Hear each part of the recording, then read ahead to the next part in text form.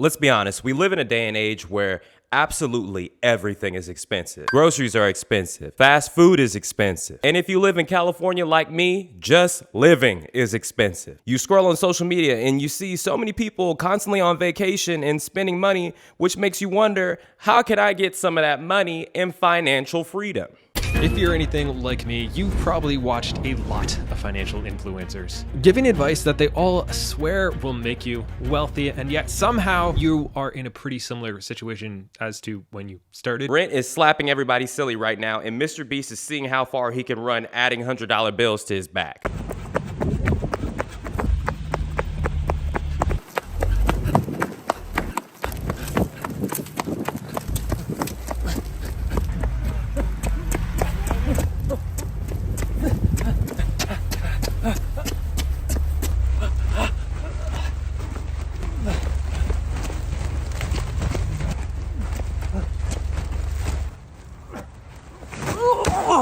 Subscribe. In my honest opinion, if you're a millennial and you want to get through these times, come out of them better than you went in them, you probably should start a business or invest what you do have. However, the roadblock to financial freedom may not be as easy as people online are trying to sell it to you. But it's just interesting to me that the main way that they make their money is not how they recommend for you to make their money. At least most of them don't. They talk about dividend stocks, they talk about VTI, they talk about the Roth IRA. Then they show you these huge charts where if you just invest X amount of dollars per week, in 40 years you're gonna be a millionaire. It's like, yeah, you're also not gonna be able to like play with your kids. Especially when we live in a day and age where knowledge is free, but there are so many people taking advantage of this. But why? Why? It was like more and more crazy dramatic thing. They just need to keep one-upping themselves to get people to come back. So it's a crazier person. Now it's got a homeless person. This is going further and further, and I wasn't really growing as a person from watching it. I was being entertained for sure, but I wasn't growing in my finances. It wasn't actually helping me. Whereas like after literally watching 1 or 2 episodes, you pretty much know everything that they're gonna say. I honestly don't understand why anybody buys courses these days when so much knowledge is available for free. You wanna learn how to paint? Bob Ross. Jane, did you loosen these? Oh, it's tough. We won't need more than that though. We're gonna get a little bit of this yellow ochre here, and we're gonna start off nice and neat right here in the middle. You wanna learn how to cook? People cook like. I flip this. Yeah! There we go. Don't flip that one yet. Now you want a spatula? La la. Anybody around here like spam? I don't remember. No. Maybe. Can I smell it? To see Yeah. if I like it? It smells like cat food. All jokes aside, of course, but still, at least I was a teenager. I felt that the mass majority of knowledge is now free, and yet in 2024, we have YouTubers still scamming their audience. I'm referring to how finance YouTubers will often make their own predictions about financial related topics, such as where they think the economy is heading, if the stock market's going to go up or down, and what stocks are going to skyrocket in price this year. And some of these predictions that finance YouTubers make can be a big problem, because certain predictions, such as what stocks are going to 10x in price, can really influence what their audience does with their money. But what you gotta know is about the financial YouTuber beefs, because I'm not gonna lie, they're pretty interesting. The thing is about being a finance YouTuber is that it's very easy to tell if somebody knows what they're talking about or not. Where's the money? If it's so easy to make all this money you're telling me about, where is it? Is that really your office, or is that a peer space you rent to make it seem like it's your office and you just put the little awards up every time? I've definitely seen some doing that. You see, many consumers of finance content on YouTube have little knowledge about finance. They're watching these videos to try and better themselves and make smarter financial decisions. So they look to their favorite successful finance influencer for advice on what to do with their money. Especially this girl, she made a couple of videos fact-checking other financial YouTubers, even though she is one herself. Finance YouTube, a space that's riddled with clickbait thumbnails, predictions for the market, financial advice that's apparently not financial advice, and of course the sketchiest brand deals you've ever seen. I don't watch a lot of finance YouTubers anymore, despite being a personal finance YouTuber myself, and today I'm going to be explaining why that's the case. And I'm gonna be honest, these is low-key fighting words. If somebody posts me like this, the way that she did him, were pretty shocking. Jeremy from Financial Education made a video recommending you buy 5 different stocks with predictions that some of these stocks would increase in price tenfold. The stocks he recommended were Tattooed Chef, surprise, surprise, Walgreens Boots Alliance, MicroStrategy, Dropbox, and Shopify. The returns for these stocks are as follows. Tattooed Chef, minus 95%. Walgreens Boots Alliance, minus 26%. MicroStrategy, minus 77%. Dropbox, minus 1%. And Shopify, minus 68%. With Bro, you need to respond. You got like a week. an average return of minus 53%. So for someone that actually sells memberships to his own private stock group, this isn't really the best look. It turns out his group probably isn't the blueprint to long-term investing success. It's more like the blueprint to losing half of your investment. You better go through her receipts and figure out something. Find out when her financial advice wasn't that good, because she on you. For example, if a person that's new to finance is wanting to get started investing in the stock market, they probably won't know what to invest in. So they might watch a video like the best stocks to invest in for 2023. Then they might actually go and buy all of the stocks mentioned in that video. And honestly, I wouldn't be surprised if buying stocks that YouTubers tell you to buy is actually a common investment strategy for a lot of people today. I have a friend that I honestly consider her to be one of, if not my most loyal friend, who is just a very loyal and very talented person. One of the, if not the most talented person I know. But she's a crypto person. So she's always like, oh, it's a perfect time for you to get Shiba. Of course you want me to get Shiba because you already have so much of your money left invested in it. So that's my thing about crypto people, or the money people. They always want you to get in on it too, and telling you now's the right time to do it. Duh, but you seem to be a little biased. When did this get open? I'm not buying fake money, okay? There are way too many YouTube videos about financial YouTubers who claim they no longer watch financial YouTube videos because they felt like the content is inauthentic. Yet that's what they do. That scene in The Wolf of Wall Street goes,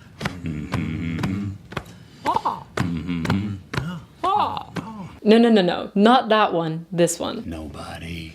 I don't care if you're Warren Buffett or if you're Jimmy Buffett, nobody knows if the stock is going to go up, down, sideways, or in circles, least of all stockbrokers. I think the only thing I'd change about that scene is Matthew McConaughey saying no one knows what a stock is going to do, least of all stockbrokers, when he should have said least of all finance YouTubers. I mean, it's similar to me with commentary YouTubers. If you had asked me 2 or 3 years ago, I was like, commentary YouTubers are kind of lame. It's like, you don't create anything.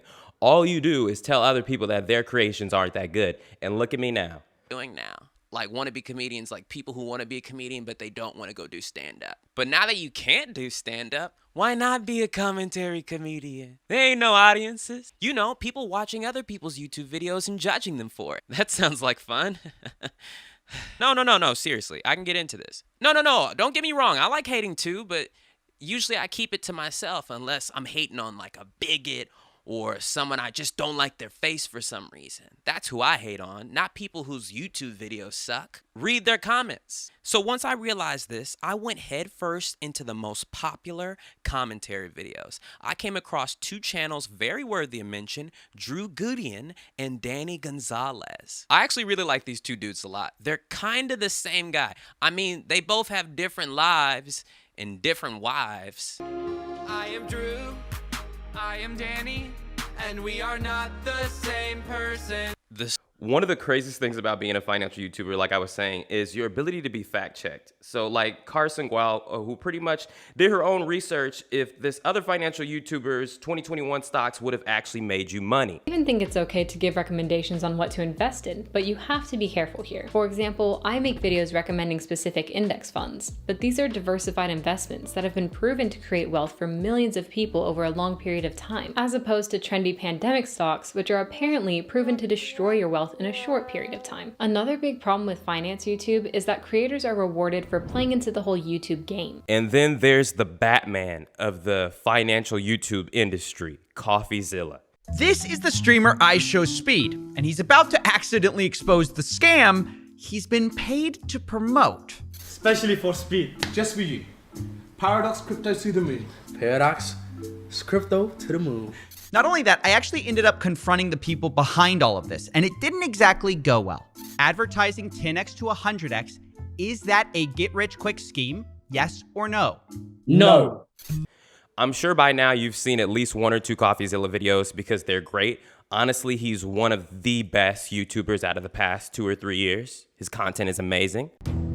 I'm sorry. The finale of this video got a little messy, and it's gonna be up to you to put the pieces together.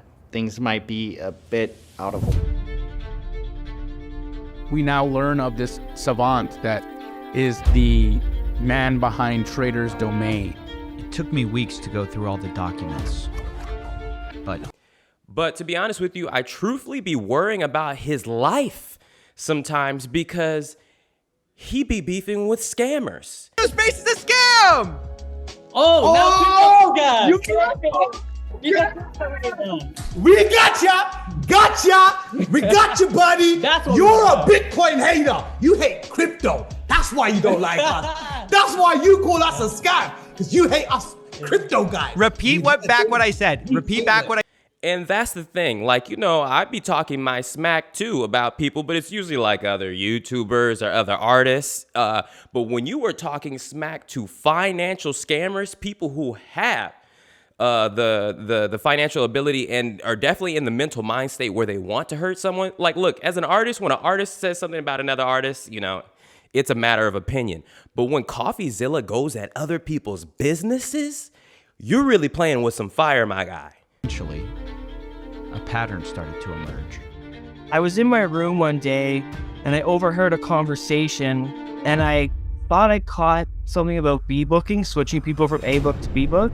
And so I asked Dave about it and he blatantly said to me, he's like, yeah, if people are going to be losing, we might as well B-book them because we're just leaving money on the table. There's one thing to beef with other YouTubers who are probably just introverts, you know, who don't even leave the house just like you. But there's another thing, beefing with people who are already scamming other people for money and have the money to spend to get back at you. So pray for CoffeeZilla. Till I could barely think, and then head home after dark to get some sleep.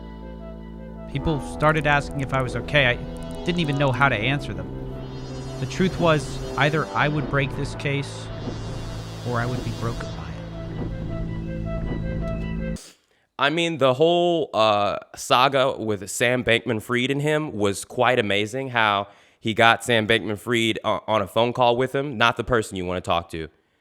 Sam Bankman-Fried is back in jail. Previously, he was living in a multi-million-dollar house on house arrest, but according to prosecutors, he's been using that time to tamper with witnesses twice, which, you know, is highly illegal, but I guess who knew a guy who stole billions of dollars couldn't be trusted? And on top of that, he even went to his criminal trials. But even more surprising is learning the fact that he apparently has been talking about this show in between tampering with those witnesses on house arrest, which we're going to talk about. CoffeeZilla has a long list of victims, and honestly, every single one of them probably deserved it. Welcome to another episode of Truly Passionate. I'm your host, William Haynes. Please leave a subscribe on me.